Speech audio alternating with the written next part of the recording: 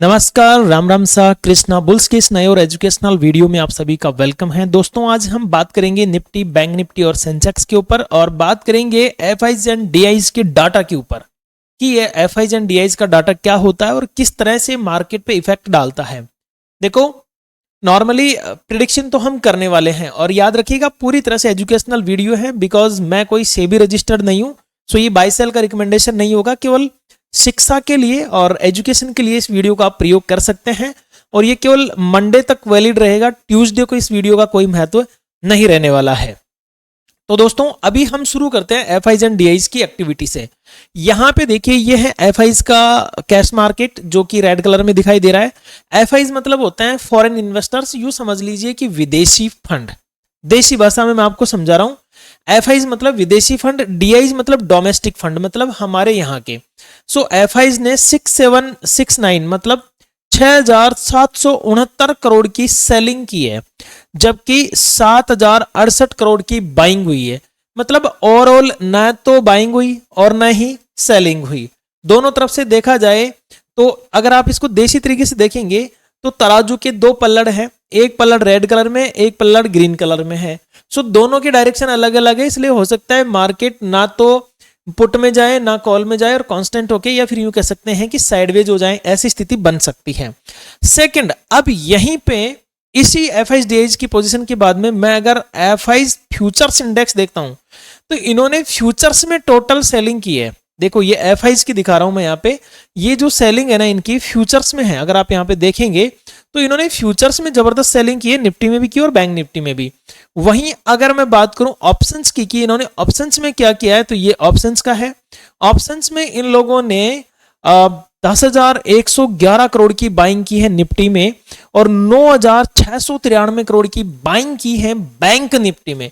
Even you मान के चलिए कि टोटल अगर मैं बात करूं ऑप्शंस की, ऑप्शन मार्केट, तो इन्होंने जबरदस्त बाइंग की है भाई साहब। लगभग अप्रोक्स यू मान के चलिए कि 1,900 करोड़ की, मतलब 10,000 तो हो गए, 19,000 करोड़ के आसपास की इन्होंने बाइंग की है। तो बाइंग में मार्केट तो है। अब देखते हैं थोड़ा सा कैंडल्स के ऊपर कि कैंडल्स में क्या क्या हो सकता है। एक बार लास्ट डे का भी दिखाते हैं। लास्ट डे भी इन्होंने बाइंग की थी 10,000 करोड़ की निफ्टी बैंक में और निफ्टी 50 में की थी इन्होंने 9,933 करोड़ की, लेकिन फिर भी मार्केट नीचे आया। क्यों? क्योंकि इन्होंने लास्ट में जाते जाते सेलिंग कर दी। अब यहां पर भी स्थिति ऐसी ही बनी हुई है, एक तरफ बाइंग की हुई और एक तरफ सेलिंग की हुई है। अगर मैं इसी जगह यही डाटा दूसरी जगह भी देखता हूं तो क्लाइंट जितने भी हैं वो टोटल बुलिश बने हुए हैं और एफआईज डीआईज एंड प्रो जितने भी हैं वो सेलिंग में बने हुए हैं। तो क्लाइंट का अपोजिट मार्केट होता है। मार्केट ने क्लाइंट्स को तेजी दिखा रखी है, मतलब मंदी कर सकता है। ये सेंसिबल का है, ये थोड़ा डाटा ग्लिच करता है, इसलिए मैं इस पर भरोसा कम करता हूं। ये स्टॉकेज का डाटा है, ये थोड़ा परफेक्ट चलता है, इसलिए इस पे भरोसा किया जा सकता है कि मार्केट में बाइंग तो हुई है। अब बात करते हैं हमारे लेवल्स के ऊपर। तो दोस्तों मैं थोड़ा सा आपको पीछे लेके जाना चाहता हूं और जो लास्ट डे यानी कि फ्राइडे के लिए मैंने जो एनालिसिस किया था उसमें यह बताया था कि मार्केट में जो गिरने की संभावनाएं हैं, सबसे पहले तो इन दो लाइंस के बीच में ओपन हो जाए। ऊपर के लिए ये रेजिस्टेंस बताया था एग्जैक्ट डॉट टू डॉट भाई साहब 25,962, ये जो मैंने लेवल बताया था इसके आसपास से मार्केट ऊपर जाके गिरना चालू हो गया। नीचे मैंने आपको ये बताया था, नीचे में हालांकि 2-3 लेवल बताए थे। फर्स्ट लेवल मैंने ये बताया था। सो मार्केट यहां तक आया, फर्स्ट राउंड में यहां तक रिट्रेस किया। सेकंड राउंड में मैंने 25,788 का लेवल दिया था, यहां तक किया। थर्ड लेवल मेरा था 25,739। सो 739 तक भी बाजार आया है। अब बात यह है कि इन लेवल्स पे हम काम कर पाते हैं कि नहीं कर पाते हैं। देखो अभी 2 मिनट लगेगी, मैं फिर से नए लेवल्स आपको बता दूंगा और फिर से आप काम पे जुट जाओगे। लेकिन काम कैसे करें? ये तो ठीक है, हमने लेवल्स भी देख लिए, सारी चीजें बढ़िया ही बढ़िया है, लेकिन इन लेवल्स के ऊपर काम कैसे करें? जब हम काम शुरू करते हैं तो हमारी पूरी साइकोलॉजी गड़बड़ा जाती है। हम काम करना मतलब करना कुछ और चाहते हैं, होता कुछ और है, पूरा मतलब माइंड खराब हो जाता है। तो उसके ऊपर मैं आपको एक छोटी सी कहानी सुनाता हूं, उसके बाद में मैं आपको कल के लिए कैसे कैसे क्या क्या करना है वो प्लानिंग बताता हूं। तो दोस्तों एक मछुआरा था, उसका नाम था अर्जुन। नाम क्या था उसका? अर्जुन। ये जो मछुआरा है ना, हर रोज समंदर के किनारे बैठता, जाल फेंकता और लहरों को देखता। कभी समंदर शांत रहता तो वो सोचता कि आज तो मछलियां बहुत मिलेगी, क्योंकि आज समंदर शांत है। और जैसे ही लहरें तेज हो जाती वो डर कर जाल खींच लेता। क्योंकि उसको डर लगता है कि कहीं मेरी जाल इन लहरों में फंस के चली नहीं जाए। एक दिन एक बूढ़ा नाविक था, वो बोला कि अर्जुन, अब ये बूढ़ा कोई भी हो सकता है, मैं भी हो सकता हूं, कोई भी हो सकता है, ठीक है। तो वो बूढ़ा बोलता है कि अर्जुन, तू लहरों को देखकर फैसले लेता है, इसलिए खाली हाथ लौटता है, और अगर तू इन लहरों का सामना करना चालू कर दे तो हो सकता है तेरे हाथ में कुछ आए, तो इसलिए तू खाली हाथ लौटता है। असली मछलियां तो वही होती है जहां लहरें ज्यादा उठती है। अब मैं इसको किस संदर्भ में आपको कहना चाह रहा हूं, आप समझने की कोशिश करना। एक बुजुर्ग ने अर्जुन को ये सीख दी कि अर्जुन, जहां सबसे ज्यादा लहरें उठती है ना, उसी जगह यूं मान के चलिए कि सबसे ज्यादा मछलियां होती है। तो अगले दिन अर्जुन जी क्या करते हैं, इंतजार करते हैं भाई साहब, अपनी जाल का और अपने सिस्टम का इंतजार करते हैं। सिस्टम का मतलब समझ गए, अपने लेवल्स का इंतजार करते हैं। तो अर्जुन को ये समझ में आ जाता है कि समंदर का काम है लहरें बनाना, और मेरा काम है उन लहरों के बीच में टिके रहना। क्लियर? तो अब मैं आपको इन डेप्थ ये अगर कहूं कि ट्रेडर भी वही गलती करते हैं, जब मार्केट गिरता है डर जाते हैं, जब उछलता है लालच बढ़ जाता है, हम चार्ट नहीं भावनाओं को पढ़ने लग जाते हैं। असल तो मतलब कहीं ना कहीं मुझे ये लगता है कि हम चार्ट को नहीं भावनाओं को पढ़ने लग जाते हैं, और बस जो ट्रेडर भावनाओं को पढ़ने लग गया वहीं कहीं ना कहीं उसकी हार होना शुरू हो जाती है। देखो, एक तो होता है भावनाओं को पढ़कर सही डिसीजन लेना, और एक होता है भावनाओं को पढ़कर भावनाओं के साथ में ही ट्रेड ले लेना। क्लियर? तो अब मैं अगर इन डेप्थ आपको दो बात बताना चाहता हूं कि अगर हम लहरों को छोड़कर केवल मतलब लहरों का नाम आ रहा है बार बार में, अगर हम इन छोटी छोटी फ्लक्चुएशंस को छोड़कर अगर लेवल्स पर भरोसा रखें तो मार्केट चाहे ऊपर जाए या नीचे जाए, हम अपनी दिशा नहीं खोएंगे कभी भी, क्योंकि मार्केट की लहरें बदलती रहेगी, पर जो अपने लेवल्स पर टिकेगा वही असली नाविक बनेगा। क्लियर? अब लहरें कौन सी है मैं समझाता हूं। देखो, हमने क्या किया, हमने डिसीजन तो लिया मार्केट में कि भाई मार्केट तेजी करेगा मंदी करेगा, यहां से मार्केट गिरता हुआ भी आया, लेकिन एक छोटी सी ये 2-3 कैंडल बनी। अब इसको 30 मिनट के टाइम फ्रेम पे लगा रखा है मैंने, मैं 5 मिनट के टाइम फ्रेम पे लगाता हूं इसको, है ना। यहाँ पे देखो, यहाँ पे कहाँ पे लहर बन रही है, मार्केट यहाँ से बढ़िया गिर के आया, कोई दिक्कत नहीं है। यहाँ पे छोटी सी तेजी दिखाई और हम बस तेजी में सवार हो गए, फिर मार्केट गिर गया, फिर हल्की सी तेजी दिखाई, फिर तेजी में सवार हो गए। ये बात होती है। ये छोटी छोटी जो लहरें है ना, ये हमारा मतलब मनोबल तोड़ती है। और अब आपको वन डे टाइम फ्रेम पे दिखाता हूं जादू। आप, मैं निफ्टी में टाइम लूंगा, फिर आपका टाइम नहीं लूंगा बिल्कुल भी।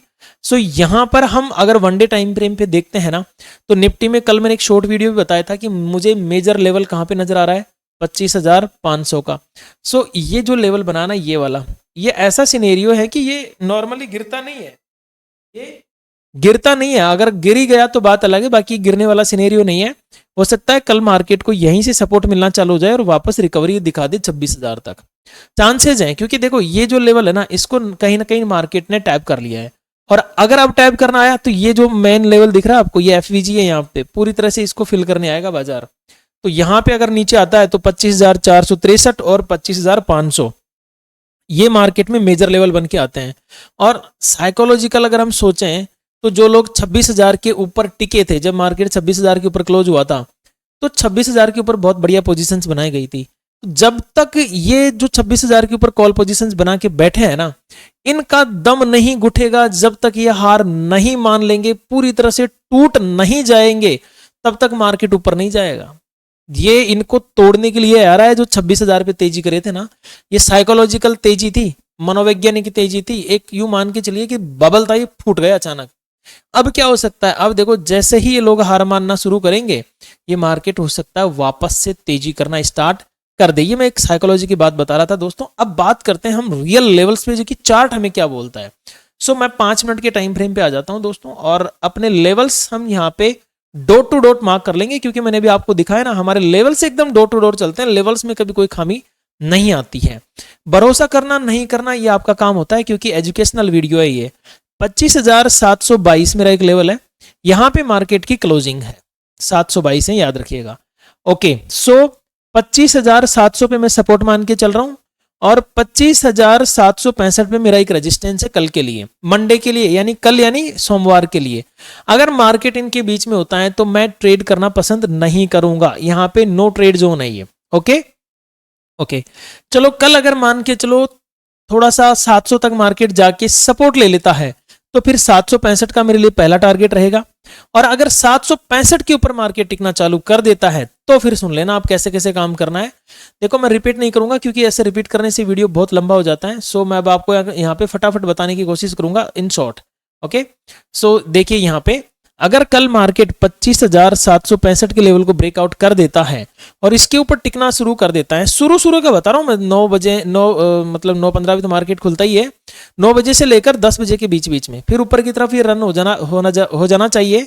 और 765 से फिर मुझे लग रहा है 25,818 का फर्स्ट टारगेट, 25,924 का सेकेंड टारगेट और फिर 25,974 का थर्ड टारगेट और 26,000 अंतिम टारगेट हमारा रह सकता है। हालांकि डेटा के अनुसार 26,000 तक जाना बड़ा मुश्किल काम होगा, लेकिन ट्रैपिंग करने जा सकता है। जो मंदी में बैठ गए ना लोग, उनको ट्रैप तो करेगा एक बार।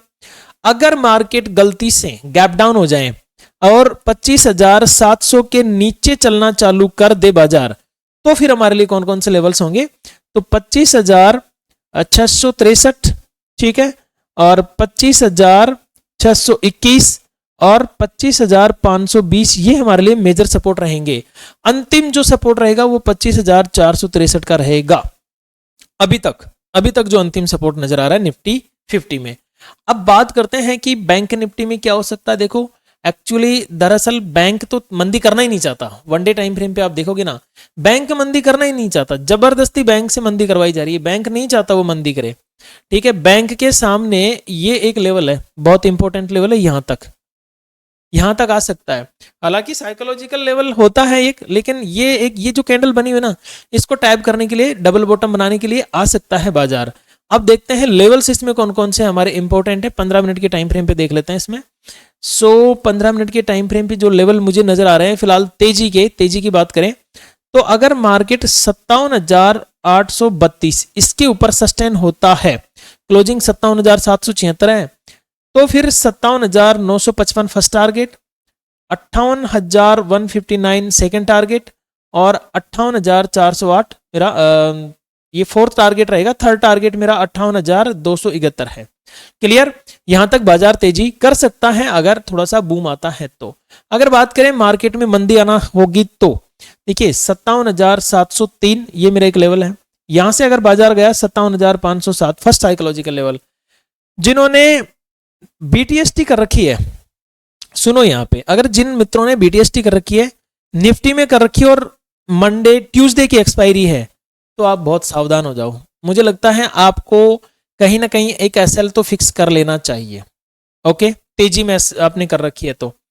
और बैंक निफ्टी में कर रखी है तो बैंक निफ्टी में तो मुझे लगता है ज्यादा टेंशन नहीं होनी चाहिए। आप थोड़ा सा आराम से जीवन जी सकते हो क्योंकि बैंक निफ्टी की लाइफ अभी ज्यादा है, एक्सपायरी अभी दूर है। सो आप ये काम कर सकते हो, इसमें होल्ड कर सकते हो निफ्टी बैंक में।